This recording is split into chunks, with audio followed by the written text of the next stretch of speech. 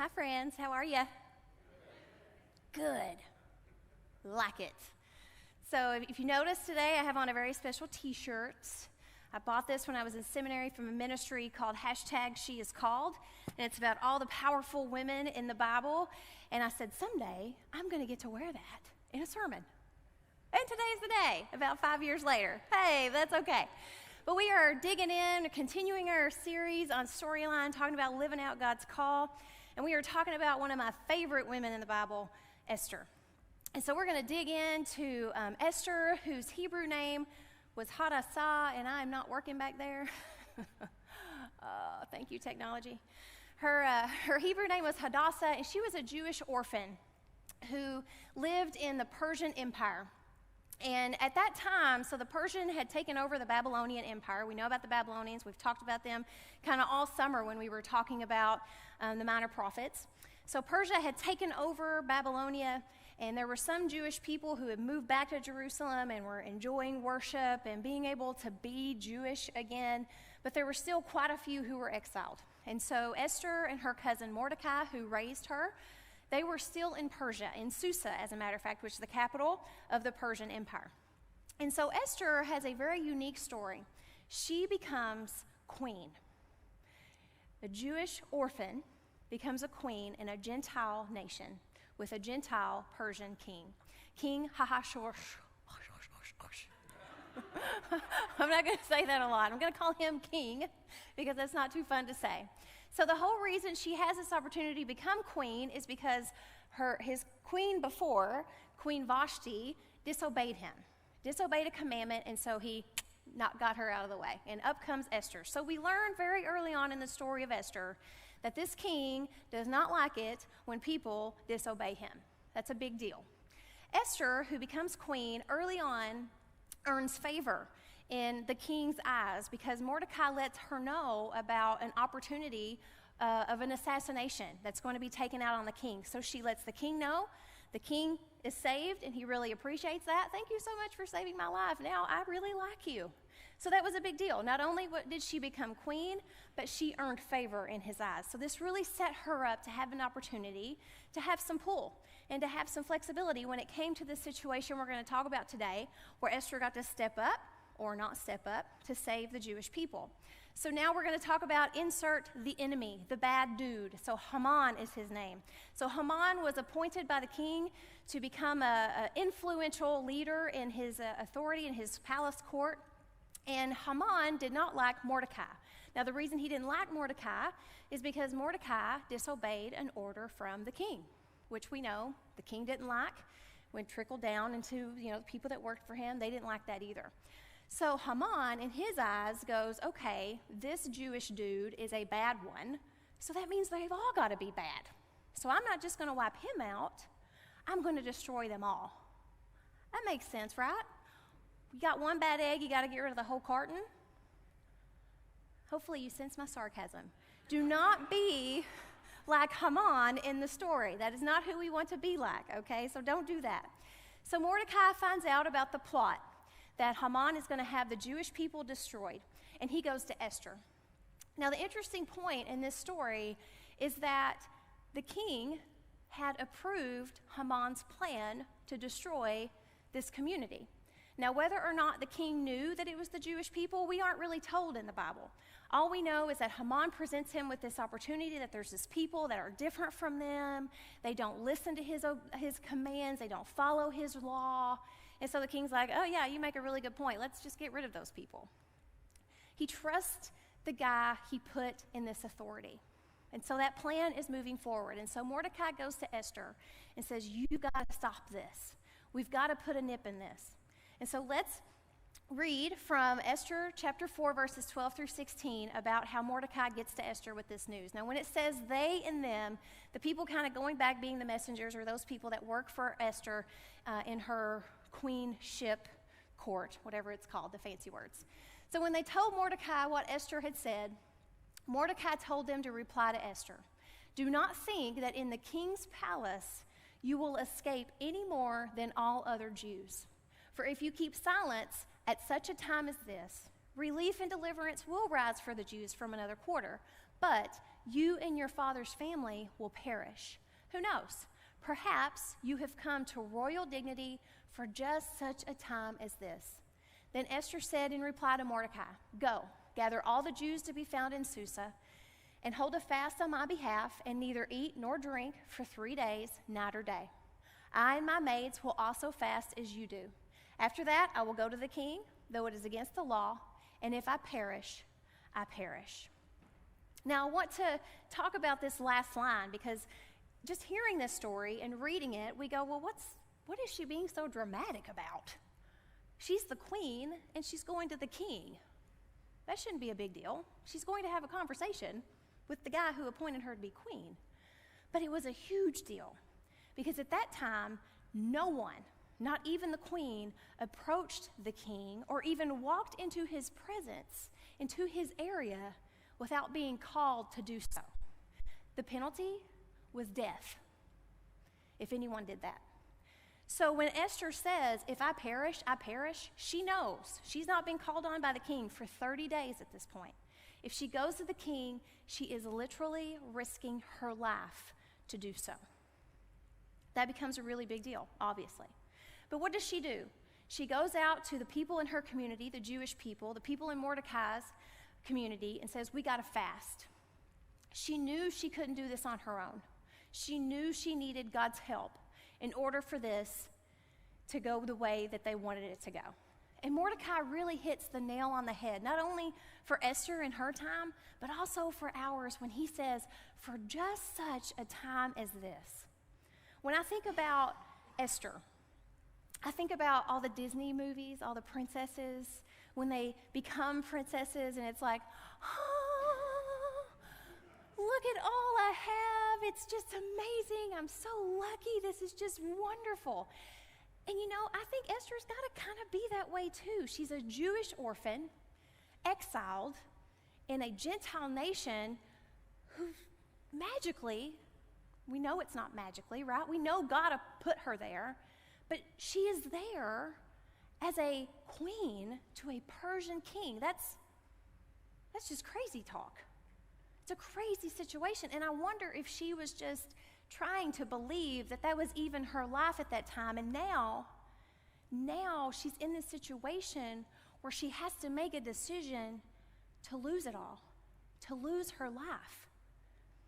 I can imagine that she's stuck somewhere between the selfishness of her own life that she's living unimaginably and the desire she has to save her people and her community.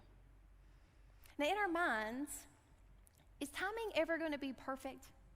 Is the timing ever going to be right to step outside our comfort zone, to be bold, to stand up for somebody, to stand up for justice, to share our story, our beliefs, especially in a time when it feels like what we believe is so pushed up against? So many people disagree with us. It's never easy to take that step, to do something that is scary or uncomfortable. You see, we are never, ever going to be truly ready. And there's never really going to be the perfect time to do these things. And we can always make excuses. The enemy makes sure of that. We have lots of excuses. He always wants us to be prepared for the excuse, because Satan definitely doesn't want us stepping outside our comfort zone and doing something that aligns with God's will and God's work. But we have to remember, friends, that if God has called us to a moment, to be bold, or to take action, or to stand up for justice, or to do something for God, that He's already prepared us for that moment. We are already equipped. And each step we take towards God in faith that we're doing His will and doing the right thing, He's going to continue to shape us and mold us and form us so that we can continue moving that way towards Him.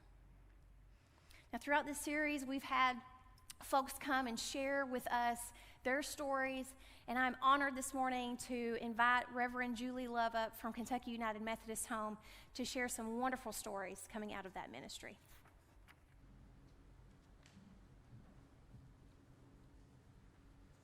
Morning. It's good to be with you this morning.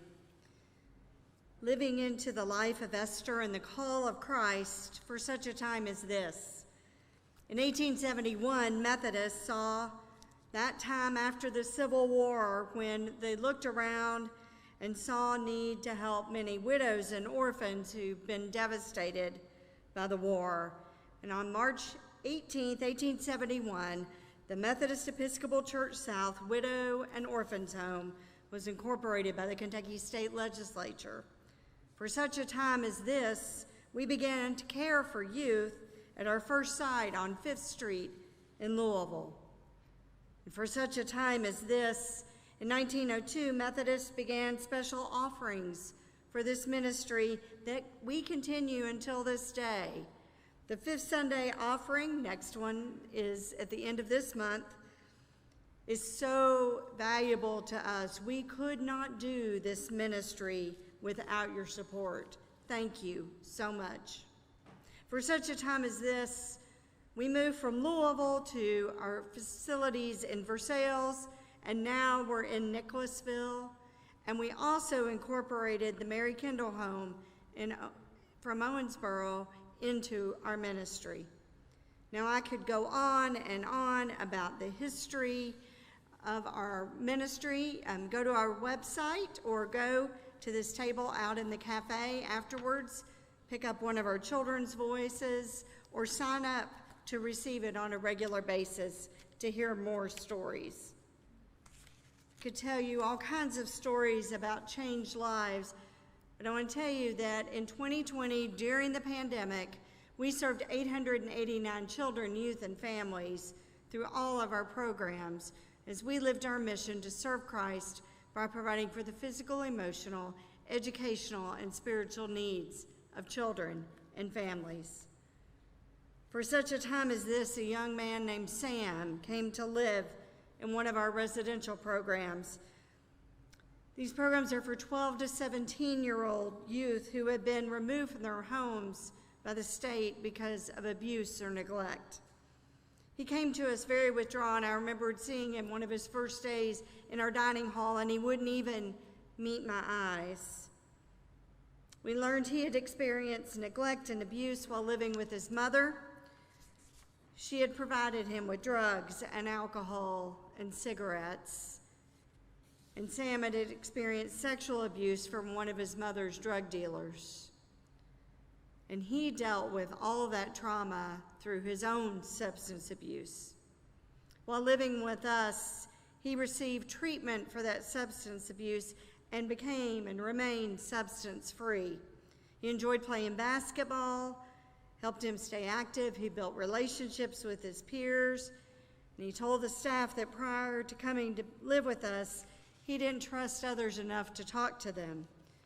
Through his treatment, he was able to progress from bottling up his feelings to verbalizing his emotions and discussing his past trauma.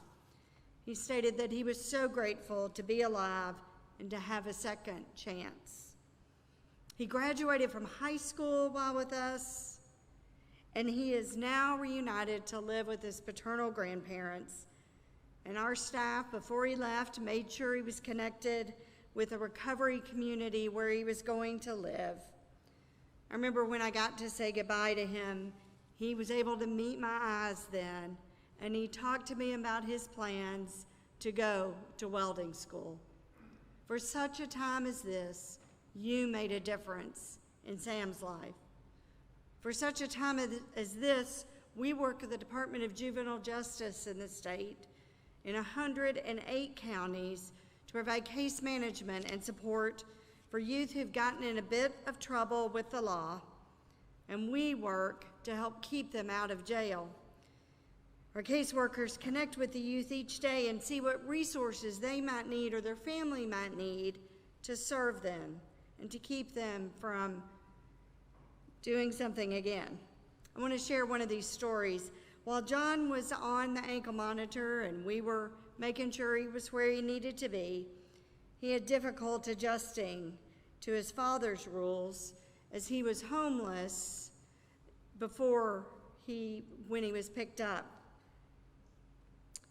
He did things like use unacceptable language that his father wouldn't tolerate, and they would sometimes have issues. His dad had not been involved in his life for several years, and his mom said he couldn't come live with her because of his work schedule and the charges he was facing. So John decided he didn't want to live with his dad anymore, and he'd go back into detention. That lasted about 2 days, till he decided maybe it wasn't so bad at his dad's house. And because of COVID and other things, he was able to be released again on the ankle monitor to live with his father. And there was a big chance, because of his charges, that he was going to be tried as an adult. But while living with his dad, he started going to church with his father and stepmother. He became an active member of that church and started helping with the sound system, doing things like mowing the lawn. The pastor agreed to mentor John, and between his dad and the pastor and our caseworker, Tanya, they all helped him prepare for his GED, and he was able to pass it on his first try, which was really, really amazing because he had been in and out of school and moved from school to school. He applied and was accepted to one of our state community and technical colleges. The case manager said she asked John if he was afraid of being tried as an adult because if he'd been found guilty, he would have had several years in prison. She said, John just said to me, Miss Tanya, I'm sure I will have a fair and just trial. But because this young man was involved in this program, his life began to change. He got involved in a church. He started preparing himself to be a successful member of society. And because of all that, he was released from the ankle monitor and the charges were dropped. The pastor still mentors him and they talk on a weekly basis. And John is almost halfway through his welding program at Technical College. For such a time as this, you made a difference in the life of John. I could go on and tell you more stories about our community-based services that we provide in Nicholasville, Lexington, Owensboro, and all the surrounding areas. I could tell you about our independent living program, which is for 18 to 21-year-olds who have aged out of foster care. But I want to end with this story. It's one of my favorites. There was a young lady who came to live in one of our residential programs.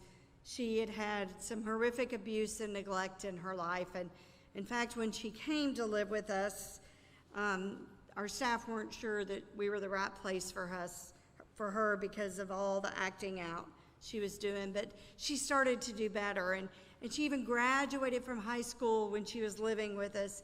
And then she started even mentoring the younger youth as they came to stay at the children's home. She came up to me as she was getting ready to leave her care, and she said, Miss Julie, have you heard that I'm leaving? I said, I've heard. Know that you are loved, know that you are prayed for, and know that you will be missed. And she looked at me and she said, I know that I'm loved, and I know that there are people praying for me, which is really amazing because when she first came to live with us, she wanted nothing to do with God. And then she looked at me with this mischievous look on her face and she said, I think I will be missed because I'm kind of a favorite around here. Isn't that what we want for all the children in our lives?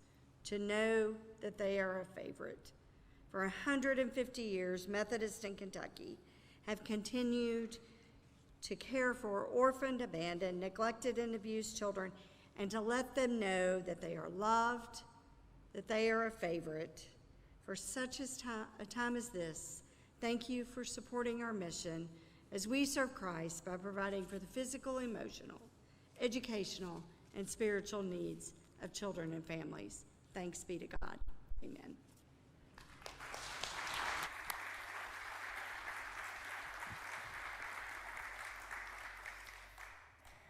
Wow, thank you, Julie.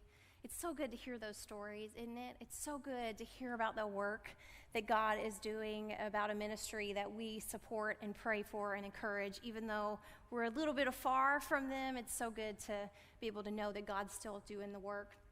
And there's just something about a good story, isn't there? It inspires us, it moves us, it makes us want to be better, makes us want to do better. And that's what good stories are. Good stories are what happen when people step outside of themselves, out of their comfort zones, into something bigger, into something better. They do something that they aren't sure they're capable of doing. Or they talk to someone they're not even sure. They help someone that they're not even sure wants the help. But they do it anyway. And there's this feeling of uneasiness, of fear, overwhelming. Sometimes we even feel when we do things like that, it's radical. It's just crazy that we're even thinking about doing something like that. But then at the same time, there's this feeling within us that we're doing the right thing. It almost feels perfect. And that feeling as disciples, that feeling comes from God. Knowing God is in the midst, knowing God is moving to work things together for his good. And when we see those things, we know that he is there undeniably and clearly. And I want to share a fun fact about the book of Esther. If you've read it, if you hadn't read it, you can go dig into it and try to prove me wrong. There is zero mention or reference to God throughout the whole book. Zero. Not one time is God mentioned. But as we're reading it, as we're hearing the story of Esther, we know without a shadow of a doubt that God is there. That God is in the midst of every person who has taken a step of faith to do his will. Even though, for Esther especially, it was a choice that could have costed her life. We know God is in it. David Benner, who is a famous psychiatrist who works on presence. I don't know if any of you have ever tried to explain the word presence to a 4-year-old. It is hard to do, especially when they just keep thinking about gifts. What do you mean presents? When do I get one? No, I'm not talking about that. I tried to do that over the weekend. It was quite entertaining. But David Benner says this: we cannot attain the presence of God. We cannot attain the presence of God. We're already totally in the presence of God. What's missing is awareness. What's missing is awareness. When we read Esther's story, when we heard the stories that Julie was sharing with us, we knew God was in it. We knew God was in the midst of those people's lives, making the changes happen when people stepped out in faith and working through them. What if we looked at our own lives through that very same lens, knowing that no matter how scary it is to step out into the call God is placing on our lives, that in doing it, God is with us. He is in it, and he's already prepared the way and prepared us to do it. That he is already the victor. He's claimed victory. He has defeated evil and death. When we step out on faith, God is going to work to make things good. God is always present. He's always present. It's up to us to show up for him. It's time for us to be aware, to move, to risk, to believe, and to act for just such a time as this. Let's pray. God, we thank you so much for your presence. We thank you for your Holy Spirit that you have provided for us, God, that goes before us, that walks alongside us, that is behind us, and that lives within us, so that we can have the strength and the courage, the peace and the comfort, the confidence, God, to know that when we step out on faith, we step into your will, into the good things you are doing. God, may this word press upon us. to live out the call you've placed on our lives, no matter what it looks like, no matter how scary it may be for us to answer. That we go boldly and humbly, knowing that you are leading the way, you have prepared the way, and you are the victor. And that you will work for things to be in your goodness. God, we thank you and we praise you, and we lift these things to you in Jesus' holy name. Amen.